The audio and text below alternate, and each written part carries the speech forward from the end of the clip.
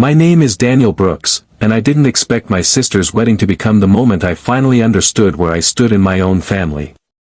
I arrived alone, dressed carefully, gift in hand, telling myself it was just one evening. I had prepared for polite questions, maybe a little awkward sympathy.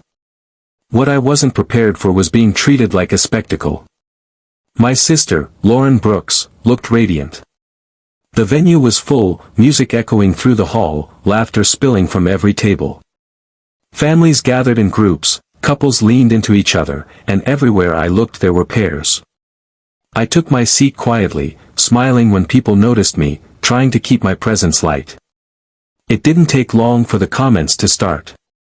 An aunt leaned over and asked, loudly, if I was still taking a break from relationships.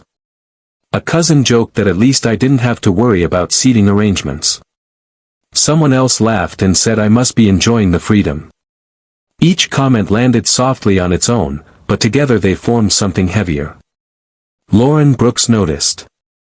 She smiled apologetically but didn't intervene. It was her day, and I didn't want to be another problem to manage. I told myself to endure it gracefully. During dinner, the jokes grew less subtle. A relative raised a glass and teased that I had saved money by coming solo. Laughter followed. I laughed too, because that's what I had always done. I learned early that staying agreeable kept things smooth. What no one asked was why I came alone. They didn't know about the year I spent caring for someone who couldn't commit to recovery. They didn't know about the choices I made to walk away from situations that required me to shrink. They saw absence and filled it with assumptions. Later in the evening, I stepped outside to get some air. The night was cool, quiet compared to the noise inside. I stood there longer than I meant to, breathing, grounding myself. That's when Mark Ellison approached me. He was Lauren's fiancé's older brother, someone I barely knew. Mark Ellison didn't joke. He didn't comment on my being alone. He simply asked if I was doing okay. I told him the truth, that weddings can be loud in more ways than one. He nodded, understanding more than I expected. He said something simple that stayed with me. He said coming alone doesn't mean arriving empty. Sometimes it means arriving honest. When we went back inside, speeches had begun.